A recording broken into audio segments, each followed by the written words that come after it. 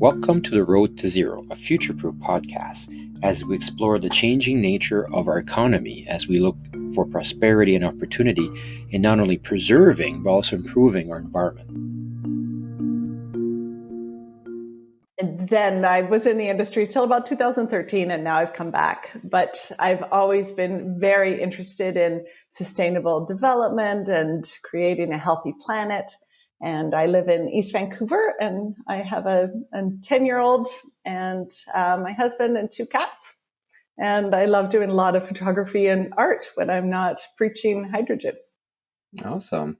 Yeah, and I noticed your background. Yeah, you worked for some other energy firms. You worked for the government of Canada, and even a little stint at the UN, I see.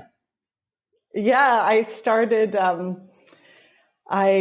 got an internship with the Center for Human Rights in Geneva, and I'd been living in Paris at the time and was applying for internships. And I really had wanted the UN Environment Program in Nairobi, and they had rejected me at the time because I didn't have a master's degree. But I you never know how life is going to work out. I was working at the dreaded Planet Hollywood in Paris for 2 months, making some money. They hired me because I sounded like an American. And I decided with this one table, I would chat them up because they were American, and I knew I would probably get some tips, because in Paris, you don't get tips very often from the Parisians. And so it was the first people that I told that I was looking for an internship. And she was a chief from one of the tribes in the US, and she introduced me, and I got to go around the fact that I didn't have a master's yet at the time, and moved to Geneva. And my 3-month stint in Geneva turned out to be 6 years. Oh, wow. So my 2 months backpacking around Europe turned into 7 years. Wow, what an adventure! Yeah, it was great. I didn't get to work in Nairobi like I'd wanted to, but I was quite happy being at the Center for Human Rights and understanding the UN system from the inside, because wow. I've always looked at problems on a big picture basis. So this really felt to me that I was getting a really big picture. Yeah, I really hear that background in sustainability. And now I see you're with HTEC. And what are you guys up to at HTEC? It feels so busy. I know that everybody is busy, but the company that I joined in September is so far further along than I thought they would be by this stage. It feels like it's like just, with the amount that we've grown and how the industry has really taken off. And so I say since September because I joined in September, and we got an investment by Chart Industries in December. And that just has really allowed us to get some wind under our wings, so to speak, and really start speeding up our projects and our growth. It's really interesting. I've talked to a couple other companies. It's just kind of in the last year seems to really be moving and taking off and throughout the industry. Yeah. So we're opened our first commercial hydrogen station in Canada, in Vancouver, in 2018. And now we have 4 stations in the Lower Mainland. We are in the process of building 2 more, one in Kelowna and another one in Burnaby. And then we've got plans for another 3, so another 5 or so in the next couple of years in BC. We've got our station in California, and we're looking to develop projects right now in Oregon and Washington. And we're involved in the HTEC project in Alberta, and as well are exploring some other projects in Alberta. And we've got 1 fueling station in Quebec at the moment, and we have 2 more that we're in the middle of sourcing equipment for. So things are really picking up. There's just a ton of interest and excitement out there, and I'm really, really thrilled. And with HTEC, we look for the lowest carbon solution with every project we can do. We're very much a values-driven company, which is one of the reasons I wanted to join HTEC. And you must have an interest in the health of our planet to join our company. It's one of our values. We have our values are pioneering, balanced, and attitude. And so our attitude is one around safety, but also about general attitude, and balanced is around balancing the health of our planet, as well as how individuals make sure that we balance the health of ourselves and each other so that we can do the best job that we can do. And pioneering is all around HTEC's roots, but also we get involved in things that, because we've been in the hydrogen industry for so long, that we are pretty nimble in how we can go into provide solutions and set up projects and bring people together. And so it's a really neat company to come into. And I would say there's a very strong unspoken no jerk rule. A great modern sustainable company then. It really feels like it. I feel really, really lucky. I've known and worked with HTEC since 2005, just from the other side, from the government perspective. And then again, when I was at PowerTech Labs, which is a subsidiary of BC Hydro, and then looking at HTEC for work when I was working with the Quebec government. And so it's nice to be on the inside team at HTEC, but they've always been the same really great, innovative company. Well, it's great because that's what you need in this day and age to really attract people and keep them. So it's great that they've got that kind of corporate structure, and I guess it helps when you have that kind of mission, to align easily with that kind of structure as well. Yeah, we're hiring a ton of people right now, and I don't know how many jobs we have up on our website at the moment, but at one point we had about 10. And we'll be adding just a lot. We're a team of around 30, and we'll be adding more all year. And this is a big part of our hiring process. And we get to that values point right away in our interviews. And even if we don't dress it immediately, we're listening for that when people are telling us their background.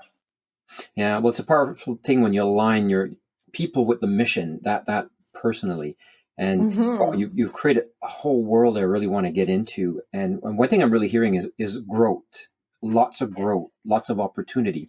Now, what would you say, and this is a common story here in the hydrogen industry, what has it that within the last year you've hit, what's driving that growth? What is it out there that's actually having that opportunity really land and be available? Well, there's a lot of things really that have come together now it's sort of the perfect timing. So one hand, the governments all over the world are setting these zero emission vehicle targets and are going to stop the sales of gasoline vehicles. And what I was just talking to someone in Quebec this morning, and we were talking about how the federal government wants to have all zero emission vehicles by 2030. The provincial government in Quebec I thought that they were looking at 2025.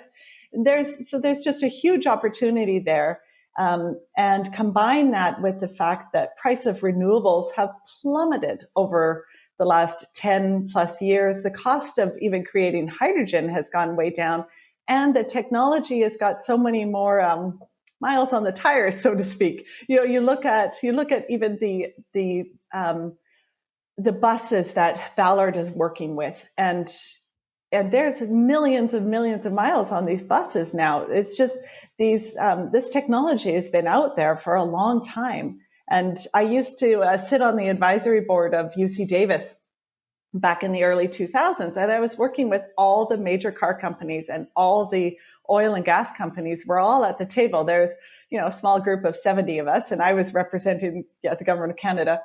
And it was really neat to see where all these people were going. And that was, between 2003 and 2009. And the car companies all had, electric vehicles and hydrogen and fuel cell vehicles as where they wanted to go. And so it was a great opportunity to see that planning at the early stages, but also to see, these car companies all had cars, and there's, Toyota and Hyundai and Honda. They've come out with their commercial vehicles, and Mercedes, but the other ones are they've all had non-commercial vehicles, and most of them are working on their vehicles, like BMW, Audi. There's a lot in the light duty sense, and then we just look at the stuff that's coming in the heavy duty, and really, it's a point to be made that with all the development that's happened around vehicles, it's reduced the price of fuel cells and reduced the size, the price, and improved the technology that then goes directly into these heavy duty applications, which is so needed. But it's really that light duty market that is helping customer or consumer awareness, public awareness in general, and is driving those costs down for us to see these benefits in these other industries like buses and heavy duty transport, like we're now going to see in Alberta. And so. Yeah, I know I had a chance to talk to a gentleman from the HTEC project as well, and I know you guys are actually providing a lot of that hydrogen infrastructure to actually make that happen. But what I'm really hearing in this conversation is, I don't know if we're at a tipping point now, but it sounds like we're very close to it, if not at it, where the transition is really happening and accelerating.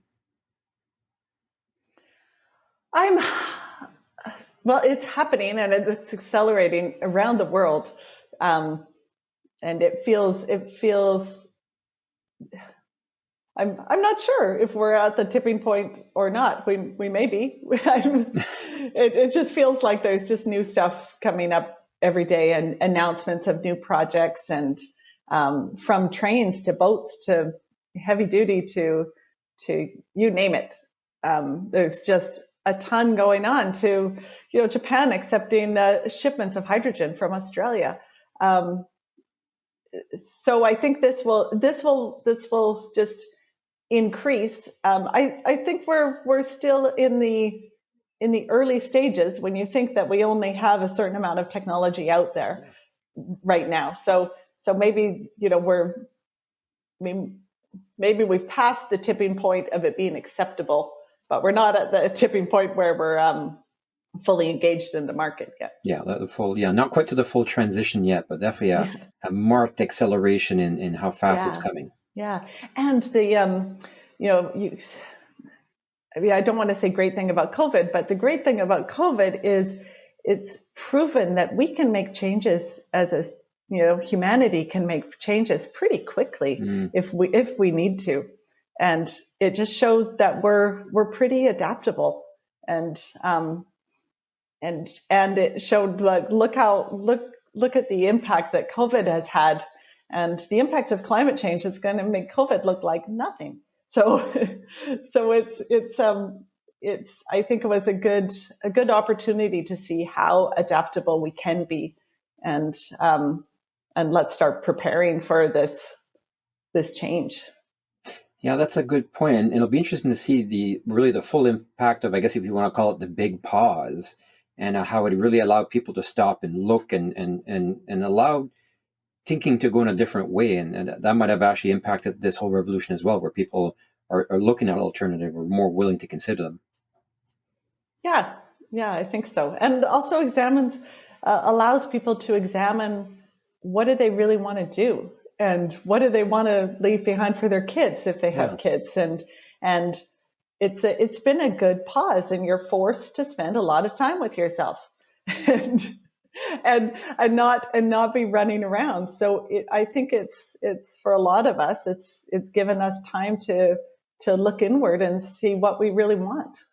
Yeah, and look at some of these big questions that you hear about but you don't consider, right? That long-term aspect, which when you start looking at it, like, action needs to happen, and it's great that action is. And then one place I want to get more details is in exactly what you do as HTEC. So it sounds like the main core of the business is the filling stations, really bringing the hydrogen to the market. Sounds like to be your principal aspect. We have two platforms. One's a technology platform and one's an infrastructure platform. So the infrastructure platform is all about our fueling stations and the delivery of hydrogen and the production of hydrogen. And so we've got a green hydrogen production that is happening right now. We are we will be adding. So we're getting green hydrogen right now, but we will be having our own electrolyzer in a few months' time. And we're also looking at an eventual 2-ton electrolysis facility to create our own hydrogen, and also another large hydrogen production facility, and exploring many other projects. So we're looking at creating that whole piece of the puzzle for where does the hydrogen come from, to how is it delivered to your stations, and then actually dispensing it, and owning and operating, or just operating, whatever the business model is of those hydrogen facilities. And then we have our our technology solutions group, which is they provide engineering services to companies who are looking at doing hydrogen projects. So this is a group of people that have been doing this stuff for many, many years, and can provide consulting services and help people set up projects, and all the weird and wonderful that comes around hydrogen, that we've been really lucky to become experts in. Great. And your green hydrogen, so well, I guess the plan is because right now it sounds like the production is happening somewhere else, but you will be getting your own green hydrogen production. And we have green hydrogen production at the moment, but we're going to be building our own as well. Okay. And then where do you take your electricity? Is it just off the BC grid, or do you have In BC, it's off the grid. And then the same thing in Quebec. And in Quebec, we'll be getting hydrogen from Quebec. They produce a lot of hydrogen already. And so we won't be producing our own hydrogen in Quebec, but we'll be transporting it to our stations as needed. And then in Alberta, of course, we're looking at blue hydrogen options. And everything's really on the table. It just comes down to what the volumes are. And looking at renewable energy projects. I mean, Alberta's been so innovative and forward thinking in their renewable energy. I've attended a number of the wind conferences in Alberta, and I was floored. Like, the cheapest wind in the country was coming out of Alberta. That's where the most interest in the country was around wind power. And then there's some really innovative solar projects going on too. And somebody we were talking to the other day was talking about that they oversized their solar project because the panels were the cheapest part of the project. And so this is really an opportunity then to look at even directly powering electrolysis from distributed power. But we don't have any of those projects in the works at the moment, but this would be one of my dreams for the future when things move along a bit. Yeah, well, it's such a great combination of, and I think this is what you're seeing is the rise of, like I said, cheap renewable power, and the fact that then you can convert it to hydrogen, which is cheaper than batteries, and then you can power a whole liquid industry with that. So it's a great win-win. Mm-hmm. I was really lucky in my early career with Natural Resources Canada. I sat on the International Energy Agency's Hydrogen Implementing Agreement working group for, it's a bit of a mouthful, it's integrated energy systems, but it was all hydrogen systems tied in with renewables. And so, we got to go look at the station in Iceland, and I got to go and look at this really exciting project in the very north of Scotland, where early 2000s they had 3 wind turbines that they were creating hydrogen from. And when the wind was blowing, they were directly powering their building. And when the building had enough, they were creating hydrogen, and they were powering a little car that had a Ballard fuel cell stack in it. And then they were, powering the building at the times it wasn't windy. And in northern Scotland, it's windy pretty much all the time. But it was really just amazing that they were doing this, and the project is still going. I mean, this group is still a successful business, and that's like 20 years that they've been doing this remote renewable power, renewable and hydrogen power. Wow, that's great. So it sounds like you've had the chance to see a lot of the industry in action, and in development out of your career. Yeah, I have. I did in the end of in 2009. I decided that I really wanted experience with not just hydrogen, but I wanted to start looking into distributed power, which is why I joined PowerTech for their distributed power group.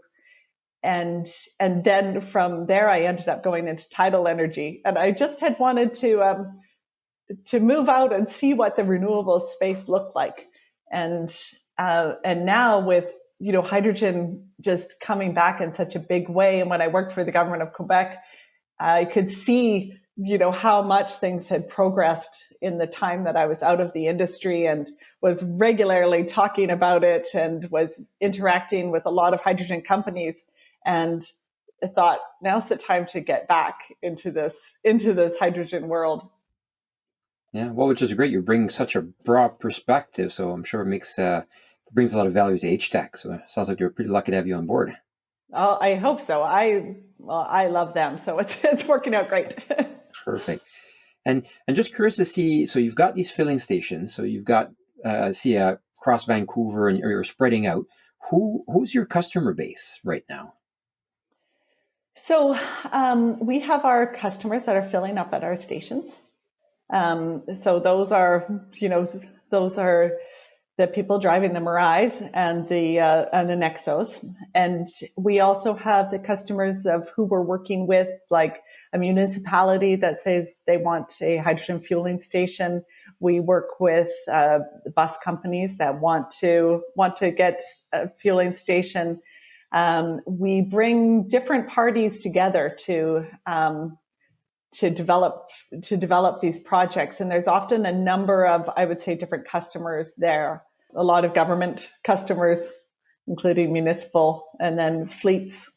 And there's just a range of customers. Wow, it's a lot more varied than I imagined. I figured maybe the odd bus company or heavy truck company, but it's way more varied. And how many Mirais are there in Vancouver? Is that a big segment of the market? I don't remember how many there are. I know, Toyota just launched this amazing program with Lyft called the Kinto Share program, and that's where they are offering up these Mirai vehicles on a weekly lease basis to Lyft drivers. So Lyft drivers can rent one of these or lease one of these cars a week for around $200. And a lot of Lyft drivers don't have their own vehicle. And so this is kind of neat. They get to use a hydrogen vehicle and fill up at our stations. So, and we've noticed that the increase in hydrogen being dispensed at our stations has gone way up. So I think we're around the 40 or 50 range of cars that are filling up right now at the stations. And okay. I'm not sure how many more cars Toyota has available for sale or for leasing, but I know we're always interested in getting more load into the Lower Mainland. And just to get an idea, how long does it take to fill a car up with one of your stations? So, on average, the published stat is it's less than 5 minutes. What we're seeing at our stations is quite frankly like under 3 minutes.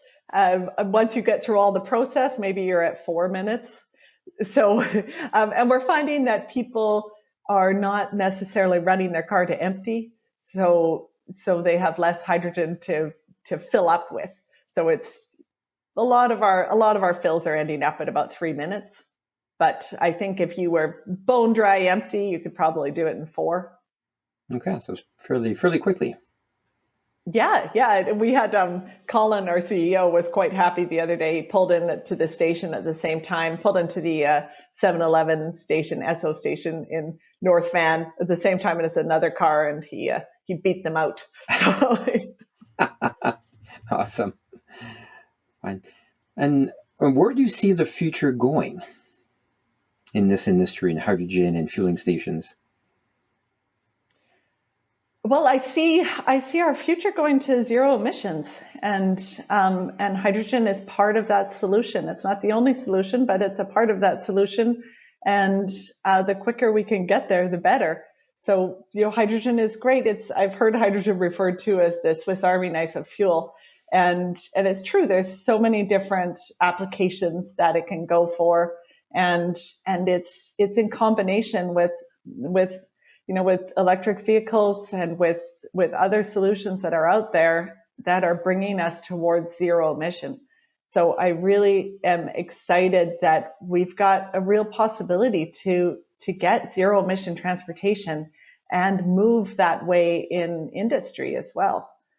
So that's where I'm aiming, and there's going to be some low carbon solutions along the way, and that's great. This is all about getting the costs down and getting there. We have to get there still. So it's not necessarily realistic to have zero emissions for everything in every application tomorrow, or wait for 10 years until we can be at that stage, because it takes this transition to decarbonize all of these sectors, and we can show some major advancing on the way, if that makes sense.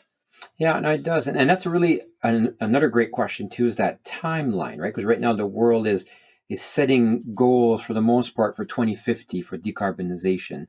But I have to say, with how fast things are changing over the last year, it's giving me hope that it's not going to take quite that long. So what do you see as how long before we see mass market adoption of hydrogen? What kind of time frame? I'm usually trying to push this front, and so I'm quite excited and want us to tackle as much as we can. Yeah.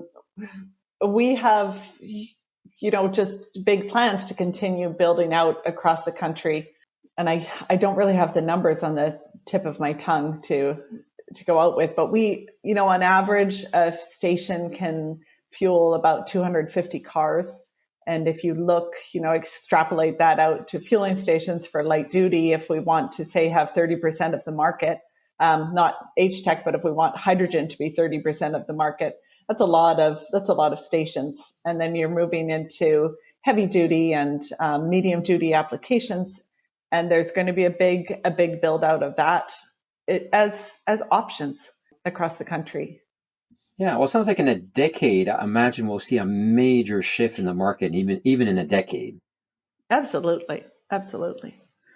Yeah. Well, we'll have, just even in 3 years, I just think of the infrastructure that we're putting in place in the next 3 years, and more people are getting into this industry. I think things are really, really speeding up. That's good. And as the Canadian market, how many other players? Or I'm assuming you guys are the dominant player. Of course, there's other people involved in the industry as well, and there's we have competition in Canada. We are in the fortunate position of having the most stations out there at the moment, and we would like to very much maintain a leadership position in Canada, and are really, really active in supplying those solutions that are really helpful to people and make hydrogen an easy choice.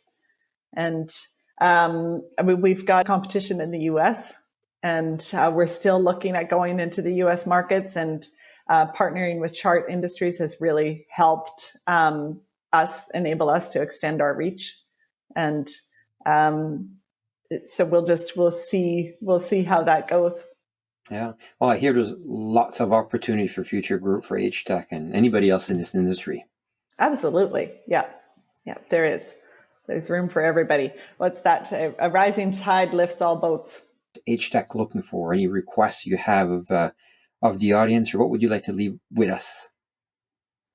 Well, for governments to still keep supporting the industry by introducing these zero emission mandates, by helping industries get off the ground, by supporting these early stage projects, so the public can see and understand them, that hydrogen is a really great alternative to fossil fuels, and we can make hydrogen in various ways that are low carbon. And so to continue and to increase your level of support from on the policy side and on the early project support. Well, thank you for being our guest and just introducing us to the world of HTEC and what you're up to. Thank you very much, Nick. And it's been a pleasure to have you.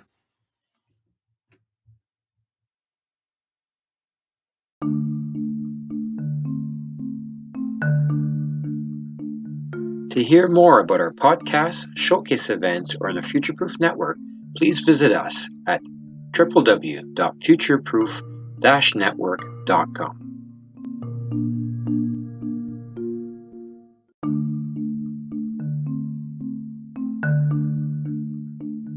To hear more about our podcasts, showcase events, or the Futureproof Network, please visit us at www.futureproof-network.com.